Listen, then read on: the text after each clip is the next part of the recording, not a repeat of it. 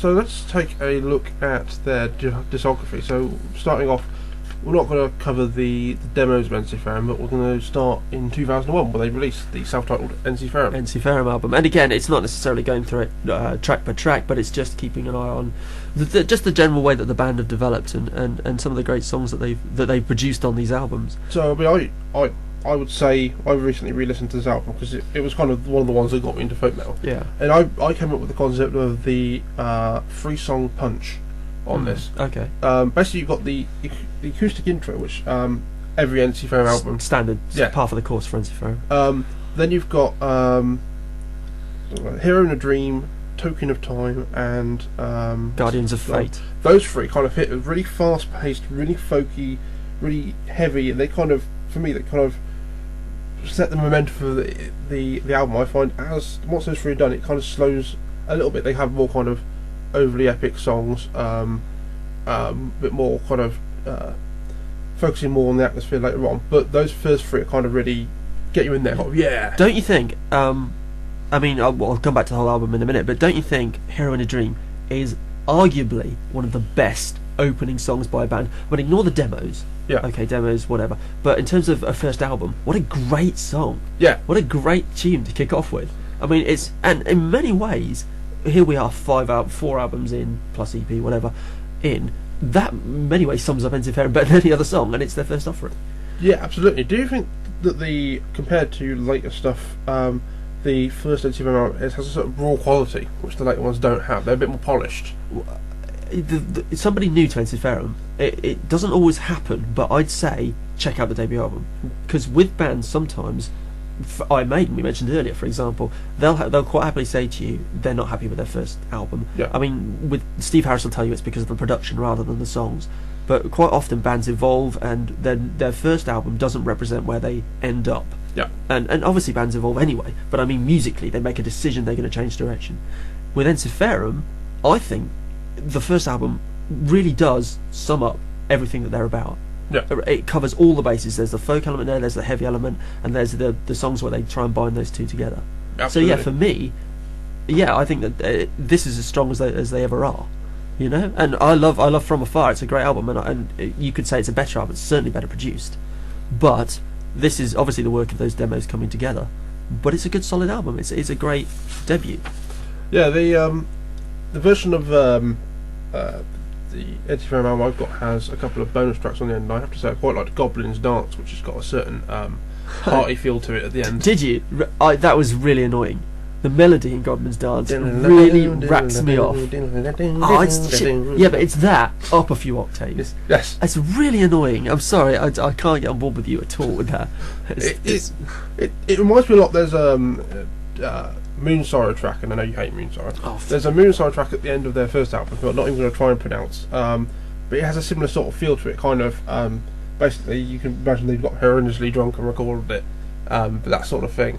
So, yeah, which is fine, it's great, there's a place for that in folk music, because ultimately it's a theme of what it's about, and basically all the Corporal Carney albums, I don't mean to mention them because it's not about them, but most of theirs are done while they're drunk. Yes. And certainly all their live shows are done while they're drunk. Oh yes, completely wasted. Completely, and great, that's what we want to see. I mean, Ailstorm are the same. But, yes, absolutely. But then there's a place for that on the bottom, because you can have fun at the end of an album, you've worked hard, there's nothing wrong with that. But there's no excuse for that melody. But I would say, sum up, that the Ensiferum album, it's all about the first 3 songs for me, really. I mean, they fit as a nice sort of, I don't know, they're meant to be, they kind of fit as a nice trilogy of heaviness. Second one's got a really nice kind of acoustic-esque intro before they kind of get into it. Yeah, and that's again that attempt to kind of bring the folk element and the heavy element together. Although, I will have to kind of, I mean, there's a lot of similarity with the songs that you go through this album. I mean, I like Little Dreamer's probably my favourite on the album. Yeah. It's a good, you see, lyrically, it's a great folk song because it tells a story, and that's what you want from a folk metal band. You want a story to be told. Yeah. But you can argue that some of the songs are quite similar in the middle portion, but and we'll come back to this later on. Like track 10, you've got Eternal Wait. Bring in a guest vocalist. Yeah. You know, what a great way to freshen up an album. I mean, I know, and I said that From Afar was maybe better produced, but that's great production. Yes. Keep it fresh. You know, bring in a guest vocalist, and instantly you've got something new. It's regenerated that album before you get to the diatribe that is Goblin's Dance. So it's like, it's well worth doing, and I think it's clever. I think so. And again, another reason why this album, more so than the other perhaps, really epitomises what this band are about. Cool. Well, let's jump forward 3 years to 2004. Iron. This was the last album that Jari was involved with. Yes. Because he left the same year to form Winter Sun. I want to bring in at this point about Iron before we go into new tracks. A theme which is kind of a common theme of later Ensiferum stuff. It starts in this album, which is cowboy metal. Well, it only really came, or I was only aware of it when we talked about this when From Afar came out. Yeah. They've got this idea of they're all Western fans, obviously, and Western and folk is not entirely dissimilar. I mean, Western is the folk of the United States, you could argue. But yeah, there are themes, aren't there? Especially the opening acoustic track, which by the way is longer than the one on Ensiferum, has a certain Wild West theme, and Iron does feel kind of Wild Westy, doesn't it? I mean, they use acoustic guitars to give that kind of folk style. Yeah. I think, but you can tell how some of it is quite westerny acoustic work. Yeah. It wouldn't seem out of place if you played it in a saloon. Yes. And once you get in the mindset that these guys are Western fans, you can see it. It's not immediately obvious. If you didn't know, you wouldn't look for it. But if you do, it's quite clearly there. But this album has got it's got a good start. But for me, the key to the album, if I can skip to the end, is the song "Into Battle," which is just amazing. And it sums up everything I like about folk metal. It is. It is quite. And again, it's placed within the album. We've had a couple of heavy songs leading up to it, and then you're straight back into the folk stuff. Yeah, absolutely. Exactly. And done very well. I mean, it comes before La La Hey, or Le Le Hey, if you want to, which is a bit more epic and a bit more, That's an interesting one, because that has because the Ensiferum do sing in Finnish and they sing in English, and that particular song is an interesting combination of them singing both. Mm-hmm. And you don't often get that in songs. You get songs that are sung exclusively in Finnish, or songs that are sung exclusively in English, or whatever language it happens to be in. But to swap between them, there's only not as many bands do that. Possibly Rammstein and Tyr, the two I can think of.